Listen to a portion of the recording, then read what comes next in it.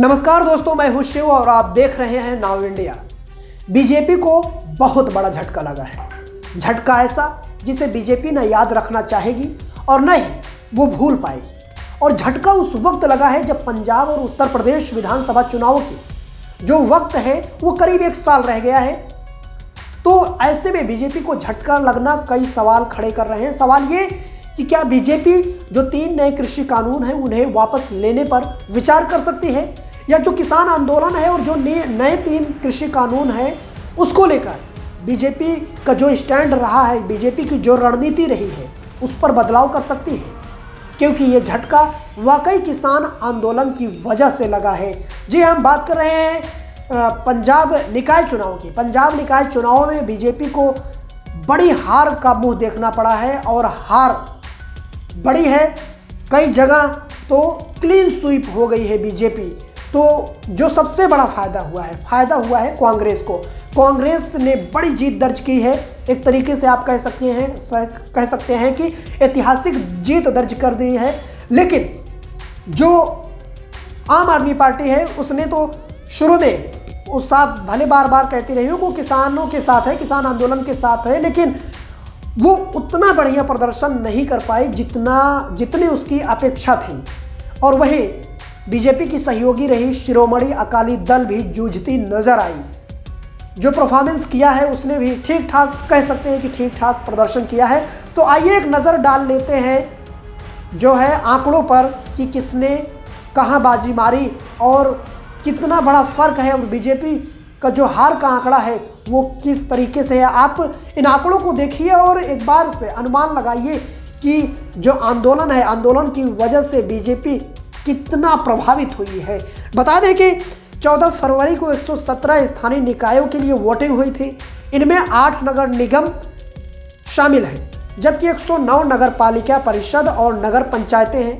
नगर पालिका परिषद में कुल 1815 वार्ड हैं। इनमें से कांग्रेस को 1199 यानी 1199 पर जीत हासिल हुई है। शिरोमणि अकाली दल को 289 सीटें मिली हैं।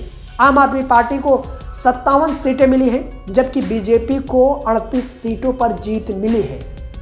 अब देखिए, साफ साफ देखिए कि बीजेपी को सिर्फ 38 सीट मिली है और बीजेपी पंजाब में 4थे नंबर की पार्टी बन गई है।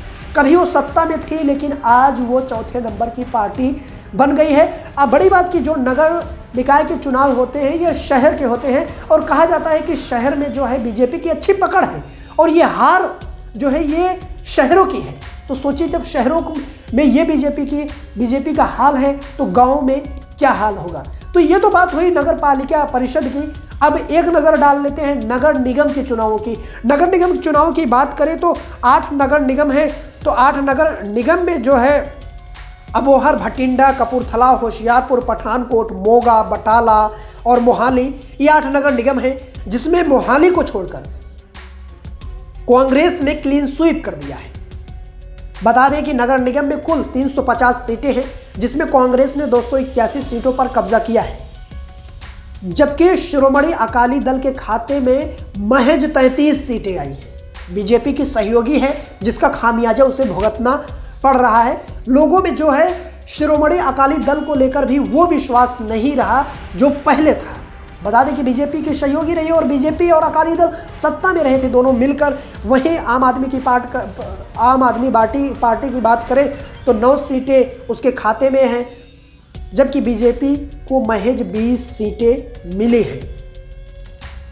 तो ये आंकड़ा है। आप इन आंकड़ों को देखिए कि किस तरीके से जो किसान आंदोलन है, किसान आंदोलन की वजह से जो ज़मीन पर बीजेपी कितना खासा प्रभावित हुई है। जाहिर सी बात है ये चुनाव उस वक्त हुआ जब बड़ी तादाद में किसान जो है पंजाब में चुनाव था, पंजाब निकाय चुनाव था, तो पंजाब के किसान दिल्ली की विभिन्न सीमाओं पर जो है वो आंदोलन कर रहे हैं। और शायद जनता ने, जो वहाँ की आवाम है, उसने एक संदेश देने की कोशिश की बीजेपी की किसान कानून को लेकर जो स्टैंड है उस पर आपका रुख ठीक नहीं है। यही वजह है कि कई जो ज़मीनी हालत है वहाँ पर बहुत ज़्यादा बुरी स्थिति रही बीजेपी की। बात करें अगर कपूरथला की, तो कपूरथला नगर निगम चुनाव में कांग्रेस ने 45 वार्ड जीते हैं। ये 45 वार्ड आप ऐतिहासिक भी कह सकते हैं, क्योंकि कपूरथला में जो सीटें जीती है, 50 वार्ड है उसमें, 50 में 45 सीटें कांग्रेस ने जीती है। जबकि अगर बात करें तो अकाली दल की, तो अकाली दल ने 3 सीटें जीती हैं और निर्दलियों ने 2 सीटें जीती हैं। तो ये है बरनाला में बीजेपी का जो है वो क्लीन स्वीप हो गया है, सूपड़ा साफ हो गया है।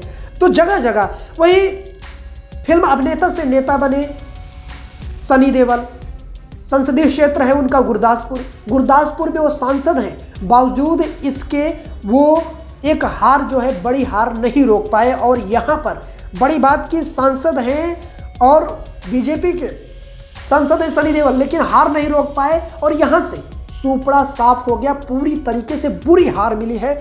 बुरी इसलिए क्योंकि गुरदासपुर नगर पालिका में एक वार्ड है 12 वार्ड में तो बीजेपी प्रत्याशी को महज 9 वोट मिले हैं। सोचिए कितनी बुरी हालत है। और जालंधर जिले की बात करें तो 110 वार्ड में कांग्रेस ने 47 सीटें जीती हैं, जबकि 59 सीटें निर्दलियों ने जीती हैं। अकाली दल पर विश्वास लोगों को अभी उतना नहीं हुआ है क्योंकि वो बीजेपी की सहयोगी रही। हालांकि अकाली दल पूरी तरीके से जो है वो किसान कानूनों के खिलाफ है और आवाज़ भी उठाती रही है, लेकिन अब भी वो लोगों को वो विश्वास नहीं जीत पाई है जो पहले था। और बीजेपी को 1 सीट मिली है। यहाँ पर जालंधर में बता दें कि बीजेपी को 1 सीट मिली है, अकाली दल को 1 सीट मिली है। तो इस तरीके से यहाँ पर यह हाल है। और बसपा की बात करें तो ये बसपा ने यहाँ पर 2 सीटें जीती है। बता दें कि बसपा अगर ओवरऑल बात करें तो बसपा निकाय चुनाव में 160 प्रत्याशियों को उतारा था, जिसमें से कहा जा रहा है कि 25 प्रत्याशियों ने जीत दर्ज की है, यानी बसपा के लिए भी एक अच्छी खबर है। तो आप देख सकते हैं कि किस तरीके से बीजेपी जो है वो 4थे नंबर की पार्टी बन गई है पंजाब में। और बड़ी बात कि इस हार के कई वजह हैं। पहली बात तो किसान आंदोलन, पंजाब के किसान जो हैं वो लगातार डटे हुए हैं, आंदोलन कर रहे हैं। जो लोग आंदोलन में नहीं हैं वो भी अपने घरों से वो एक तरीके से विरोध में हैं, वो लगातार किसान कानूनों का विरोध कर रहे हैं। और दूसरे हार का जो बीजेपी है वो उसकी ज़मीन से जो बीजेपी कटती गई है, क्योंकि पंजाब में चुनाव इसलिए क्योंकि अकाली दल ने उसका साथ छोड़ा। फिर बीजेपी के जो कई नेता हैं, कई बड़े चेहरे जो हैं वो बीजेपी से किनारा कर लिया। और यही वजह है कि बीजेपी को ये बड़ी हार देखने को मिली और बीजेपी जो है वो पंजाब के ग्राउंड से कटी हुई नज़र आई।